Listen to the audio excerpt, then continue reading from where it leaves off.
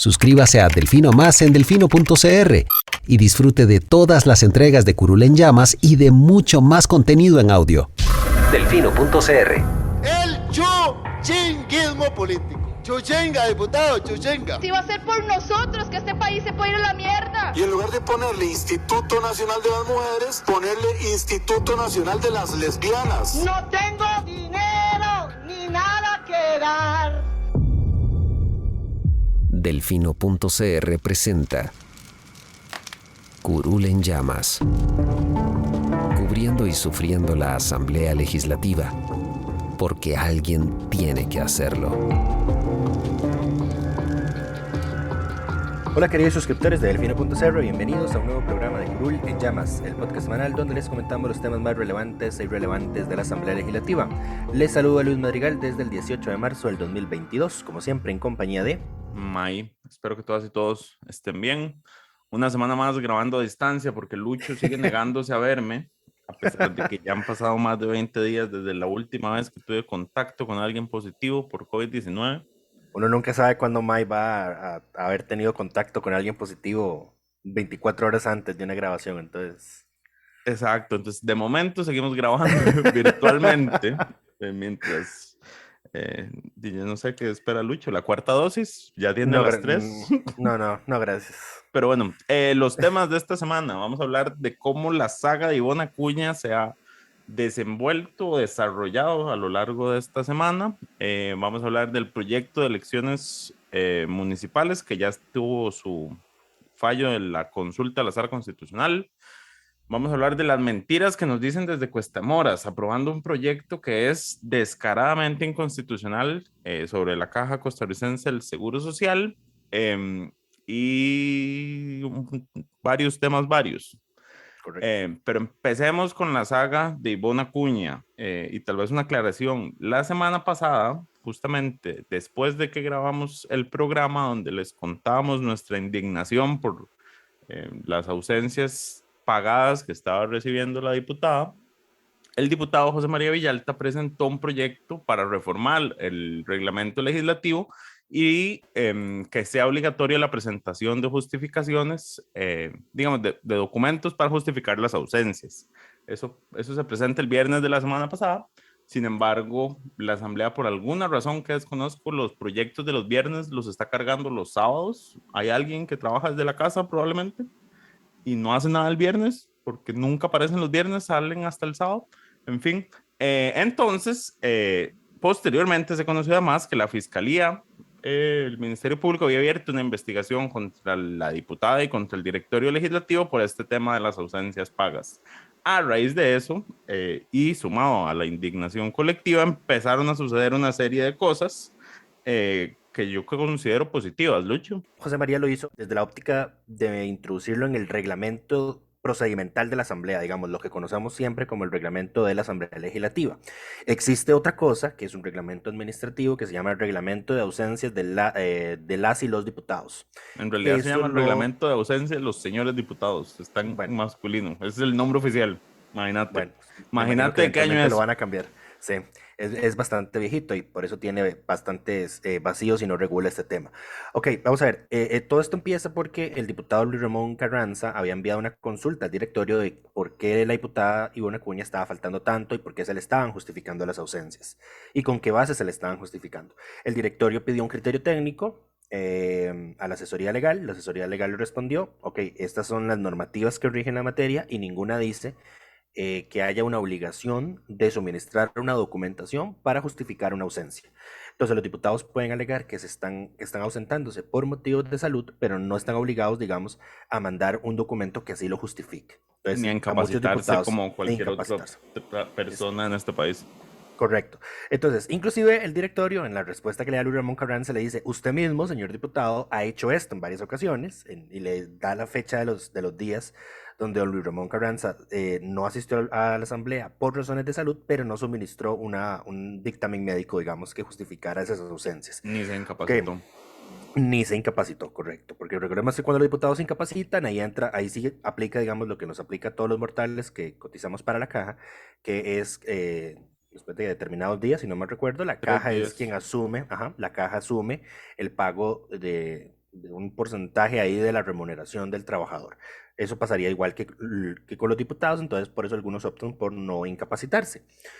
Pero bueno, eso fue lo primero. Entonces, el directorio recibió esa respuesta, el criterio recomendaba hacer modificaciones al reglamento para cerrar ese tipo de portillos, y bueno, el directorio lo resolvió esta misma semana. Doña Silvia comentó que se hicieron algunos cambios que deberían haberse publicado en la Gaceta ya, o si no, a más tardar a inicios de la próxima semana, para que ahora sí los diputados van a estar obligados a justificar todos sus permisos y sus ausencias con documentación, digamos. Ya no van a poder alegar por motivos médicos, simplemente sin suministrar nada. Entonces, por ejemplo, si es por motivo médico, van a tener que suministrar un dictamen de un profesional en medicina. Si se incapacitan, pues entra a regir el reglamento de incapacidades de la caja. Si van a una gira, tienen que especificar a dónde van, con qué propósito van, qué días van. Si van a un viaje del exterior, tienen que decir a qué comisión van a representar, cuál es el propósito del viaje, etcétera, etcétera. Porque inclusive hasta en esas cosas había vacíos de que no había obligaciones de justificar esos viajes, y entonces yo creo que en esta no ha habido tanto, porque por el tema de la pandemia muchos de los viajes internacionales están cancelados, no todos los países reciben visitantes internacionales, pero por ejemplo en las otras asambleas sí había diputados que no se bajaban del avión, por así decirlo, ¿verdad? Entonces ese fue el primer tema que digamos ya se resolvió, porque doña Silvia asegura que todos esos portillos quedaron absolutamente cerrados, entonces no deberíamos volver a ver un caso como el de Ivonne Acuña ocurriendo de nuevo, a menos de que se encuentre otro portillo.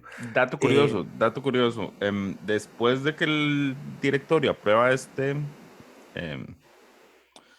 reforma al reglamento, doña Ivonne justamente envía una carta y le dice que renuncia a cualquier remuneración a partir del 1 de marzo, y básicamente devolvió hasta los peluches que le dieron, digamos. Mandó a decirle a doña Silvia que devolvía las placas, la computadora, el celular, la tarjeta de gasolina que se estuvo usando sin que ella estuviera en el país.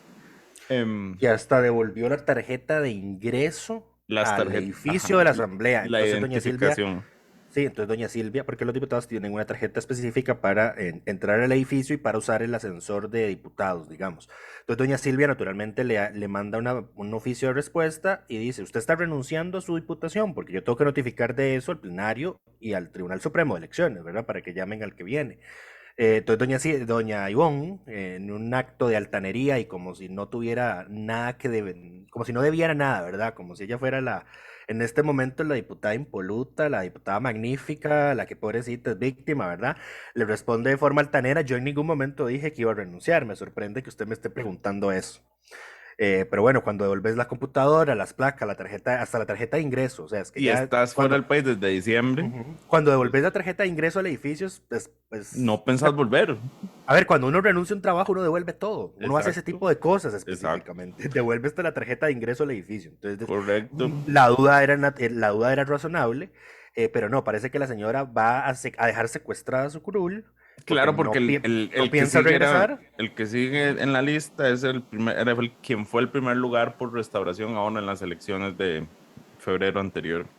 Sí, entonces aquí vemos otro desastre de esta, no sé, los vacíos jurídicos que permiten a los diputados hacer este tipo de cosas, porque ya la señora prácticamente devuelve todo, da a entender que no piensa volver de aquí al 30 de abril, que se acaba su diputación, pero se va a dejar ahí la curul bueno, y también dijo que iba a reducir el tamaño de su despacho.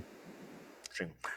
Bueno, y aquí me faltó mencionar también que ese día que doña Silvia anunció el tema de la reforma de ese reglamento, también anunció que el directorio está analizando medidas contra los diputados que llegan a plenario para ponerse presentes y no participan de las discusiones ni de las votaciones porque se salen ahí a los pocos minutos. Lo que se conoce como hacer un Pedro Muñoz. La pedriña, puso Diego en el reporte del Fino de ese día. Vamos a tener que bautizarlo así. Pero sí, Pedro Muñoz es uno de esos. Al corte eso fue del 15 de marzo. Pedro Muñoz no figuraba entre los 3 diputados más ausentes a sesiones, pero era el segundo más ausente a las votaciones. Había faltado a 173 de 199 votaciones que teníamos registradas en en los últimos 3 meses a esa fecha. Y le seguía Eric Rodríguez, que también incurre en la misma falta porque de las 199 votaciones había faltado 153. La que aparece de primera en ambas estadísticas, digamos, es naturalmente Ivonne Acuña, que había faltado a 41 sesiones y a las 199 votaciones en esos 3 meses. Correcto. Pero sí. Freddy Camacho, el director ejecutivo interino de la Asamblea Legislativa, dijo que ese mismo día empezaba la investigación administrativa sobre lo que estaba haciendo Ivonne Acuña, incluidas Ahora, sus aquí ausencias. se el nos gasto de olvidó un los- detalle, fue que durante el fin de semana se dio a conocer que la diputada Acuña hizo uso discrecional, comillas, comillas, de los recursos que les tienen las y los diputados asignados para gasolina, los famosos 500 litros, en un solo tracto. O sea, se gastó 3 millones unos días antes de salir del país. Durante el fin de semana se desenvolvió esa noticia, digamos, al final lo que se evidenció fue que ella se había dejado una línea de crédito abierta para seguir utilizando a posterioridad. Correcto. Esa plata también ella dice, una vez que por supuesto que se sabe que la Fiscalía y la Asamblea está investigando, ella dice que va a devolver esa plata. Sí. Y también nos dimos cuenta, vía publicación de La Nación, que otra persona que abrió una línea de crédito en una gasolinera en igual sentido fue la diputada jefa de fracción de Liberación Nacional, María José Corrales. Así que me imagino que este tipo de cosas también de estar abriendo líneas de crédito a pocos meses de que finalice su diputación, va a ser un portillo que habrá que cerrar. Creo que también que la Asamblea va a tener que reconsiderar el criterio que se emitió a raíz de una solicitud del diputado Víctor Morales Mora del PAC, del tema de la acumulación de los 500 litros de gasolina, porque antes esos 500 litros no se acumulaban. Si usted no los Entonces, usaba en el mes, se le congelaban. Sí, se congelaban, o digamos esa plata volvía al erario público y entonces el diputado solo tenía 500 litros disponibles, pero ahora no, a raíz de ese criterio que se emitió a solicitud de don Víctor Morales hace ya bastantes meses, No, fue esos en litros son julio del acumulativos. 21. Ujú. Ajá. Esos litros son acumulativos. Y entonces si le usted no permite gasta- hacer este tipo de cosas que no tienen Correcto. sentido. Además, lo peor es que a mí lo que me da risa es que traten de maquillar como normal algo que no tiene ningún sentido. Porque lo que dijo Ivonne inicialmente fue como, sí, es que yo tenía una línea de crédito en esa gasolinera, entonces yo llegaba y pagaba, compraba fiado, y después lo que hice antes de irme fue cancelar ese saldo. Sí. Entonces lo que uno dice es como, Ujú. ¿cómo eso parece lógico si tenés una tarjeta que puedes usar en cualquier momento? ¿Para qué vas a pedir fiado? Correcto. Además de que sería en una única gasolinera, ¿verdad? Entonces Además, tampoco tiene sentido. No fuiste a Pero ir a a ningún esto, lado, entonces. exacto. Pero a esto hay que sumarle que hay contradicciones entre las declaraciones en las justificaciones de Ivonne y las del administrador de la gasolinera. Porque Ivonne afirma que lo que hizo fue pagar la línea de crédito que ya había usado. Eso no Correcto. tiene sentido, porque cuando uno abre la línea de crédito, en ese sentido, la paga por adelantado y luego va gastando hasta que se acaba la línea de crédito. Eso fue El lo que dijo gasolinero, eso es lo que dice ella que hizo fue pagar algo que ya había gastado. Eso no tiene sentido. Y lo otro, donde entra la contradicción, es que el gasolinero dice que no, que lo que ella hizo fue abrir una nueva Correcto. línea de crédito por 3,2 millones de colones y que se iba a ir descontando conforme la fuera gastando. Entonces ahí hay una contradicción. Y ahí El hay una señor falta, dice- porque la gasolina es, eso sí, para uso exclusivo en funciones o en viajes relacionados al cargo. Entonces, si tenés la línea de crédito ahí abierta, ella puede seguir usándola aunque no fuera diputada. Correcto. Y ya ahí, digamos, escapa el control porque el de la bomba, el de la gasolinera, no tiene cómo, primero, no tiene la obligación y segundo, no tendría cómo asegurarse de que el momento en el que la diputada está cargando gasolina lo está haciendo para funciones propias de su cargo. No, los gasolineros no tienen esa obligación. La obligación es del diputado de usarla solo en temas relativos a su cargo, pero si lo pagas por adelantado, pues entonces ahí puedes abusar del sistema y usarla como te dé la gana. Entonces eso es un portillo que también va a haber que cerrar. Pero bueno, eso está investigándolo la dirección ejecutiva junto con el Departamento de Recursos Humanos para ver qué han estado haciendo los asesores de Ivonne, el Departamento Financiero y otras unidades involucradas ahí en el tema de salario, de la remuneración y de las ayudas técnicas que reciben los diputados. Y una frase ahí ya llamativa para cerrar con este punto específico, es que don Freddy Camacho, el director ejecutivo, el director ejecutivo interino de la Asamblea, dice que hay bastantes indicios de alguna irregularidad y que si bien ellos podrían ir en este momento a poner una denuncia, prefieren tener todo documentado y mandarlo a la Fiscalía y a la Procuraduría de la Ética, que de todas maneras ya están investigando el tema. De hecho, ya se conoció que hay una investigación sobre 32 diputados sobre este tema. Correcto, desde el 2019. Ajá, al parecer. Hasta con fotografías, porque ya salió que Fabricio Alvarado cargó gasolina con la tarjeta de Marulín Azofeifa. A ver, lo positivo de todo esto, digamos, del escándalo de Ivonne y el descaro en el que cayó Ivonne fue que, bueno, por lo menos ya se empezaron a cerrar estos portillos. Creo que queda pendiente el de la gasolina y queda pendiente uno más, aún más importante, que también José María Villalta rescató en la reunión de jefaturas de fracción, que era la ley para perder la pérdida de credenciales por faltas al deber de probidad, que está pendiente desde hace 46 meses, según documentamos nosotros hace poco. Correcto. Sí, bueno, había 3 proyectos en ese sentido, uno de ellos ya se archivó. El otro es el 21.515, que lo presentó José María Villalta con 5 diputados más. Está dictaminado desde el 18 de noviembre del 2020, pero no se ha llegado a su primer debate desde ese entonces. Y el otro es el 22.226 de doña Yorleni León y 6 diputados más, que lo presentó en septiembre del 2020 y todavía no ha sido dictaminado. El más avanzado es el de Villalta, de momento. Naturalmente, porque ya está dictaminado, sí. Pero doña Yorleni ha estado ahí haciendo los esfuerzos por consensuar un texto. De hecho, menciona que ya hay un texto, una propuesta de texto sustitutivo. Sin embargo, bueno, aquí vamos a saltarnos un poquito. Doña Silvia Hernández dice que al leer esa propuesta de texto sustitutivo aún ve vacíos enormes. Entonces propuso que se conforme una comisión informal pequeña de voluntades, de diputados que quieran trabajar el tema para pues, ver cuáles portillos todavía están abiertos y cerrarlos. Este tema se vio en la reunión de jefes de fracción del jueves. José María Villalta lo llevó a la reunión, pidió que ese fuera un tema que se le diera prioridad a partir de la próxima semana, específicamente a su expediente, porque ya está dictaminado. Las reuniones de jefes de fracción son más que todos para ver agenda de plenario, entonces por eso José María lo mencionó. Y en las reuniones de jefes de fracción, la tónica es esta: usted como jefatura lleva una lista de proyectos que quiere que se avancen durante la semana y el resto de jefaturas de fracción puede pedir tiempo o lo que ahora doña Silvia Hernández denomina vetarlos, que usted no quiere que se conozcan durante la próxima semana todavía porque usted no está listo o porque del todo no los quiere. Pero bueno, don José María mencionó específicamente que el propósito de su proyecto era el tema de la ley de probidad, mencionó el número de expediente, otras jefaturas de fracción hicieron uso de la palabra durante varios minutos y nadie lo vetó, nadie dijo no queremos que se vea este expediente. Entonces doña Silvia dijo, tomo nota de que nadie lo vetó, de que nadie se objetó, de que se viera la próxima semana, así que lo vamos a priorizar. Porque ya han pasado 4 años ya van a pasar 4 años desde que se promulgó la reforma constitucional y la ley especial que dice esa reforma constitucional, pues nada que avanza. Creo que aquí no lo hemos mencionado, pero para darle la exclusiva, ya estábamos trabajando una acción de inconstitucionalidad por omisión legislativa, precisamente por no haber promulgado esta ley especial. Entonces todavía están a tiempo de salvarse. De ponerse el tiempo, exactamente. Ahora, recordemos, este es un dato curioso que mencionaba yo en la nota de este tema, y es que esa reforma constitucional fue presentada el 1 de mayo del 2014, o sea, el primer día que la anterior asamblea empezó en funciones se presentó, y no se aprobó hasta el 2017, cuando ya era imposible que le aplicara a la asamblea anterior.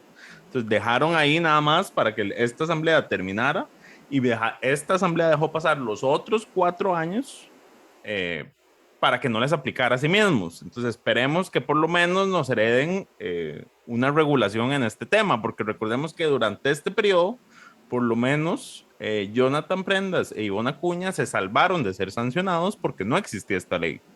Correcto. Entonces, pero sí, yo decía que la diputada esta semana tenía que ser Ivonne Acuña, porque su descaro fue tan grande que hizo que estas cosas se movieran. Lucho me dijo que nadie iba a entender la ironía, entonces prefirió dárselo a José María Villalta. Por enésima vez. Por enésima vez, a pesar de que cuando le preguntan públicamente quién es el mejor diputado, nunca lo menciona, pero todo bien, Lucho, el fan no se va a resentir con vos. Lo sé que sé que no se van a resentir. Pero bueno, sí, el diputado de la semana es don José María Villalta por haber logrado que ese proyecto entrara a la lista de prioridades de la próxima semana de plenario. Ya veremos si efectivamente se cumple, porque los diputados, los jefaturas de fracción, el jueves llegaron con una lista enorme de proyectos que se supone que son prioridades. Y doña Silvia, después de reunir toda la cantidad de expedientes que dijeron, les dijo abiertamente, todo esto es todo menos una lista de prioridades. Y es imposible avanzar con todo. Pero ella sí específicamente dijo que se comprometía a que el proyecto de prioridad va a ser priorizado, así que esperemos que así ocurra. 5 semanas efectivas es lo que les quedan. Correcto.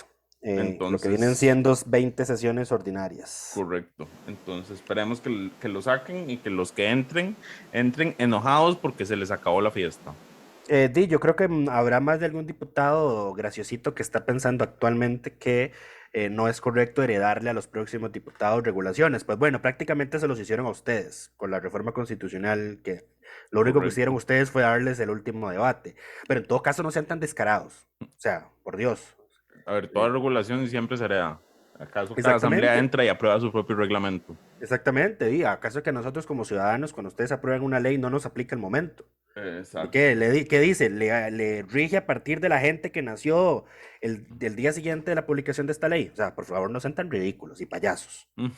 Pero bueno, pasemos al siguiente tema. La Sala Constitucional se pronunció sobre el proyecto de elecciones de autoridades municipales. Entiéndase, el proyecto que quiere sacar a Johnny de la Municipalidad de San José.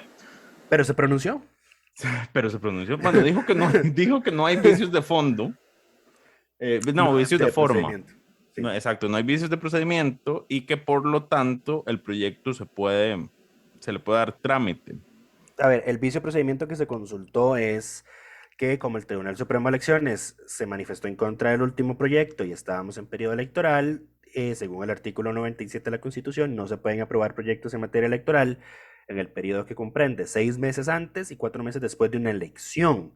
Pero estas son reglas para la elección de gobiernos locales que no ocurren sino hasta el 2024. Entonces, los diputados consultaron si el artículo 97 aplicaba, siendo que no aplica para este proceso electoral presidencial legislativo en curso, sino hasta el municipal, que es dentro de 2 años.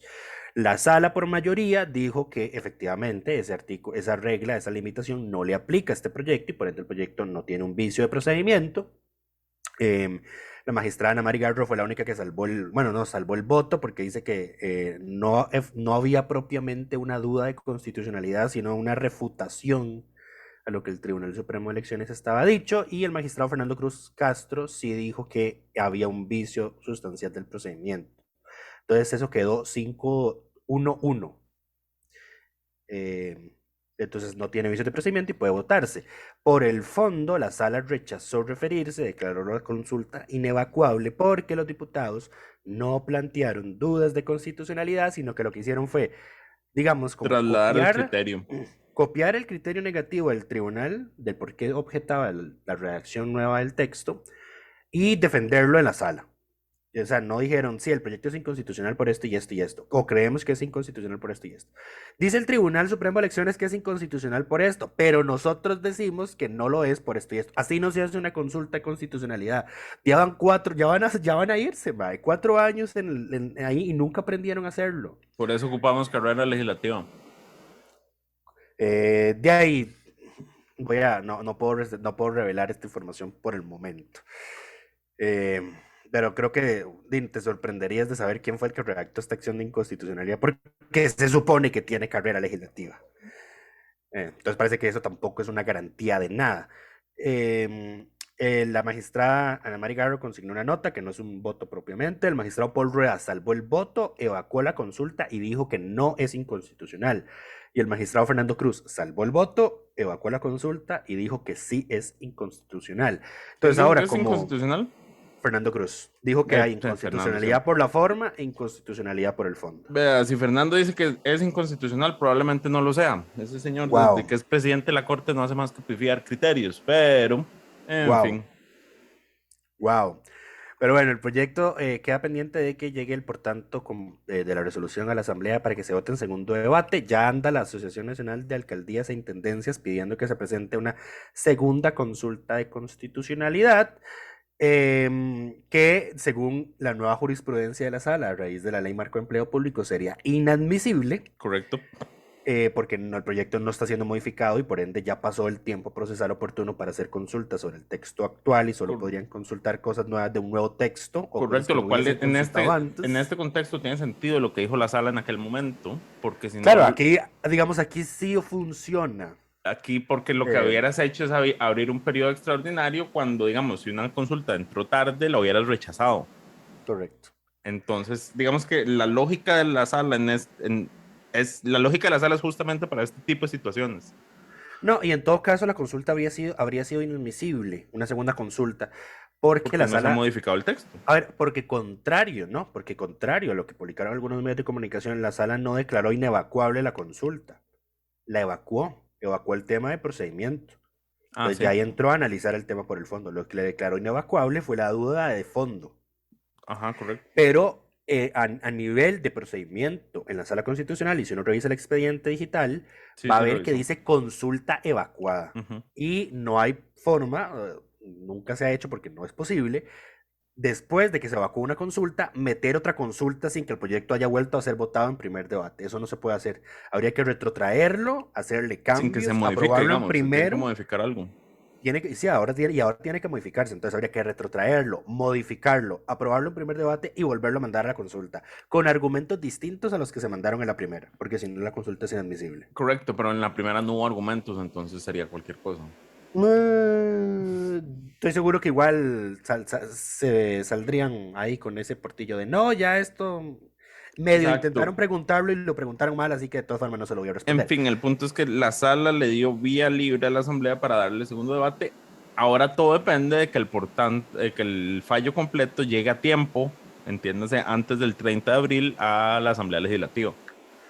Sí, aquí es el tema va a ser que los diputados que pusieron notas, Ana Mari y Paul Rueda, los magistrados. Los magistrados que salvaron, los magistrados que pusieron notas, que son Ana Mari y Paul Rueda, y los magistrados que salvaron voto, que son Paul Rueda, Fernando Cruz y Ana Mari Garro, no atrasen el suministro de esos documentos, porque eso es por lo general lo que atrasa la entrega de los votos a la sala.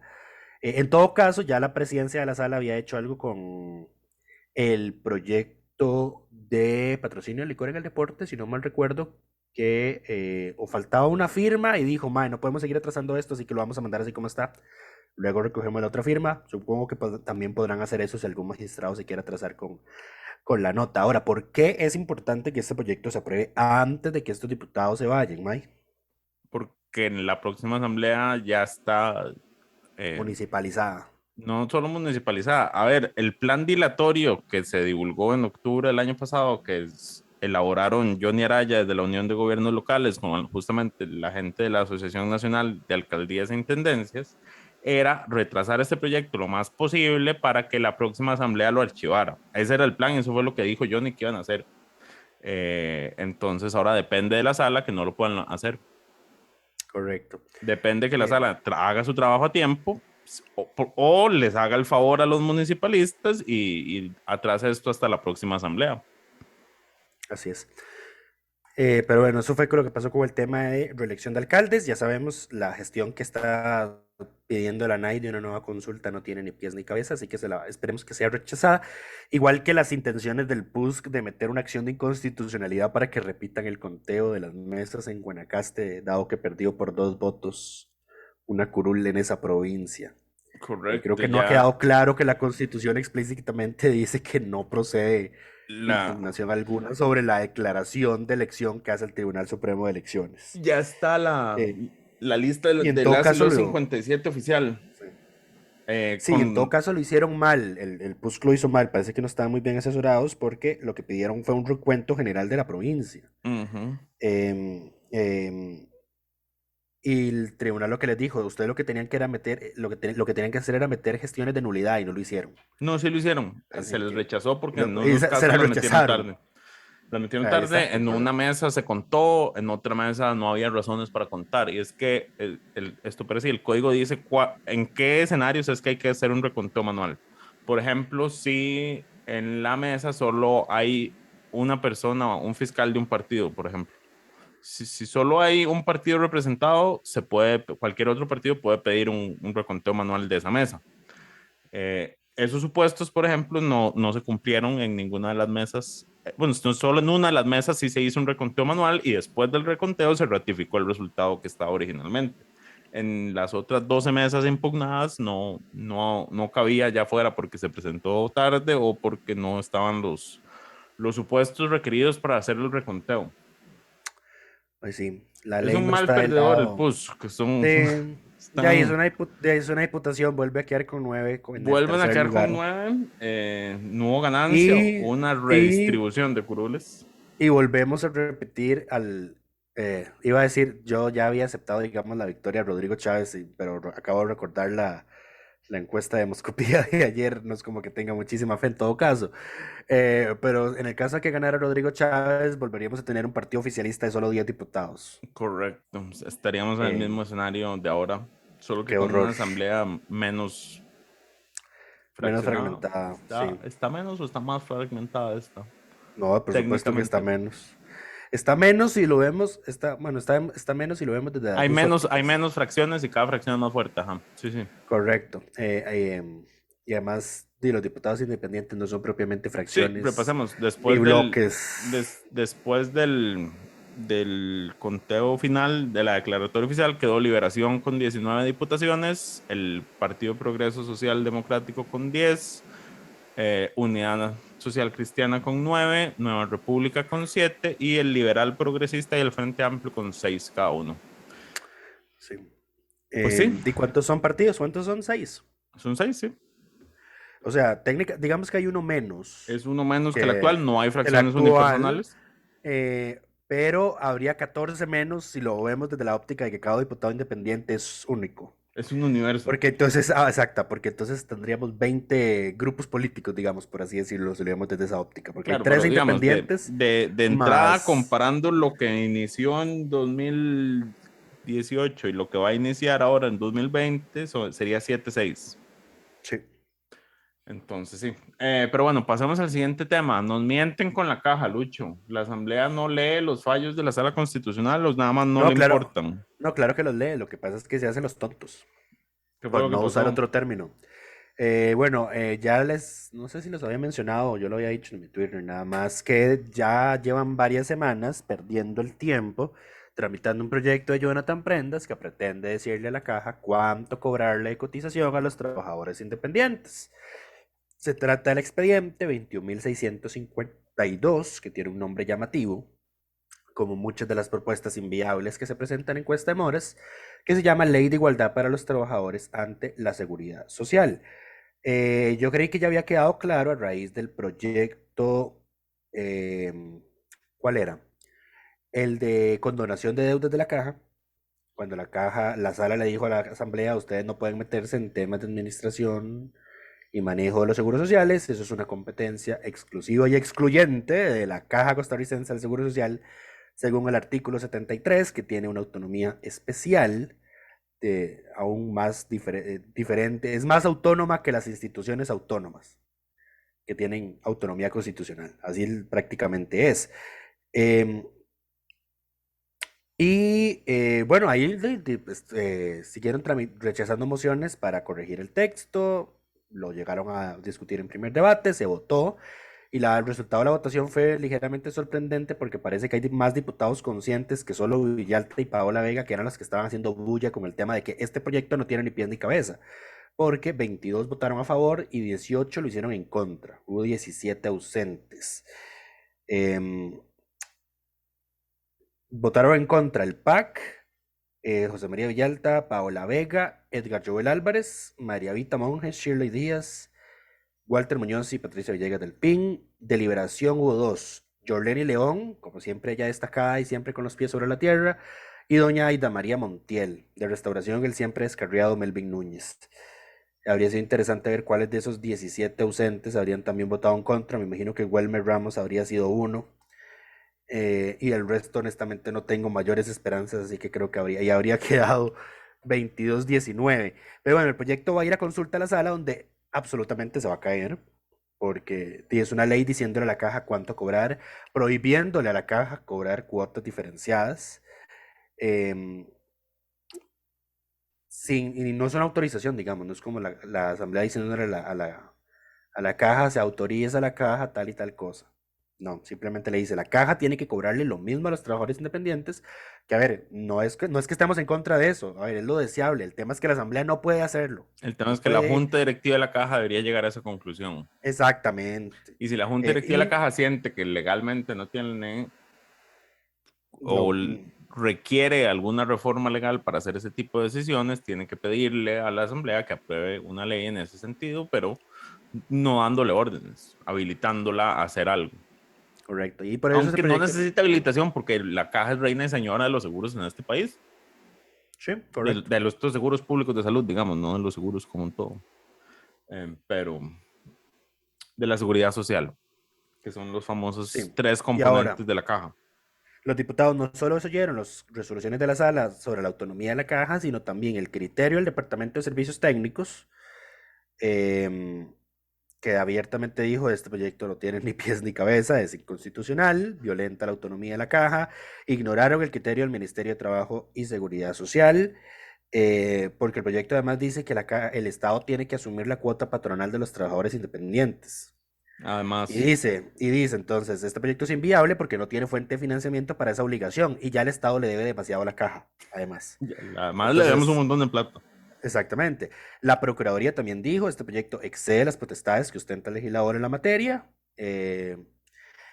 y el Departamento de Servicios Técnicos específicamente le citó literalmente el artículo 73 de la Constitución que dice, la administración y el gobierno de los seguros sociales están a cargo de una institución autónoma denominada Caja Costarricense del Seguro Social. Y la conclusión del informe es, este proyecto representa una seria lesión a la autonomía otorgada a la caja y por lo tanto un roce de constitucionalidad, de tal forma que de no existir modificaciones en la redacción planteada, estos serían insubsanables. Y naturalmente no corrigieron la redacción, así que ahí están los vicios de constitucionalidad. Al parecer esto fue, según las malas lenguas o los chismes de pasillo legislativo, esto fue una concesión ahí de liberación para con el bloque fabricista, quién sabe para qué carajos, porque no veo que hayan hecho alguna concesión de votos en algún tema, pero por ahí anda y hay al menos 18 diputados conscientes de que este proyecto se va a caer. Eh, yo siendo magistrado, yo les diría, "Putica, es que ustedes nos ayudan, ¿verdad? Por eso la gente los considera tontos. Uno les dice y se lo pone bonito y les cita el artículo y les da la explicación y ahí van de jetas a hacer lo mismo y una y otra vez. Por eso es el reporte del lunes, se llama venta de humo, porque este es un proyecto, una absoluta venta de humo. Cualquiera que salga a celebrar la aprobación de este proyecto de ley está siendo vilmente engañado o es parte de ese engaño liderado por don Jonathan Un Prendas. engaño colectivo. Ujú, así es. En fin, bueno, el otro tema vario que teníamos aparte es que esta semana se activaron las plenas. Yo no sé qué les pasó, andan vueltos locos. En estas últimas semanas han metido una cantidad de proyectos. El otro día, en un día metieron como 10. Yo siento como que están en la negación de que ya se van. Sí, el miércoles aprobaron 14 primeros debates en las plenas En y ya las viene, plenas. sí, ya viene otra moción de posposición para delegarlos a las plenas. Digamos, de proyectos relevantes o demasiado llamativos está incluido el proyecto, para seguir hablando de Jonathan Prendas, el proyecto de el Día de Acción de Gracias en Costa Rica. Se aprobó en la plena segunda con solo el voto negativo de doña Zoila Bolio. A ver, recordemos, las plenas tienden a pifiar. El famoso premio Claudia Paul, aquel que nos costó ¿cuántos millones de el, colones? el medallazo. El famoso medallazo fue aprobado en una plena. El proyecto de David Gurzón de acciones afirmativas que se modificó antes de su aprobación final fue aprobado en una plena. O sea, en las plenas yo no confío. Las plenas deberían cerrarlas. No, vieras que yo no coincido con vos, más bien yo creo que debería haber una delegación automática de proyectos a plenas. Todo lo que no necesite votación de plenario debería ir a una plena. Todo. Es que ocupan ser más responsables con su trabajo, entonces. Sí, absolutamente, pero de ahí le estás pidiéndole mucho a la clase política en general. No, ni siquiera es a la clase política de este país. La clase política, por definición, es irresponsable aquí y en Siberia. Sí. Pero sí, 14 proyectos en primer debate en las plenas. Estamos trabajando ahí en una forma para desplegar esas votaciones, porque actualmente no lo podemos hacer, entonces tampoco se contabilizan en las asistencias de los diputados. Esperamos tenerlo listo anytime soon. Pero ahí ya las vamos, sí, ahí ya las vamos registrando, entonces eventualmente cuando tengamos esa posibilidad de subirlas, las subiremos para que queden graficadas en la plataforma de asamblea. Pero en la crónica del miércoles está todo el detalle de todos los expedientes que se votaron ahí en primer debate para que puedan ir a revisarlos. Y esos segundos debates quedarían para el miércoles de la próxima semana, a menos de que se haga una sesión extraordinaria y la cancelen. No, mentira. No, porque igual hacen la extraordinaria y las plenas sesionan después de plenario, independientemente de qué tipo de sesión sea. Sí, entonces el miércoles veremos otra lluvia de votaciones de segundo debate.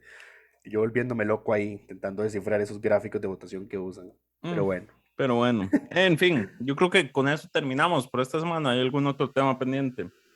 No, la lista de proyectos que se aprobaron durante la semana las pueden revisar en las crónicas de barra de prensa y el resumen pues que les llega a todos por correo los sábados, a todos los suscriptores el sábado, sí. Y eso sería todo por esta semana. Muchísimas gracias. Nos escuchamos la próxima semana.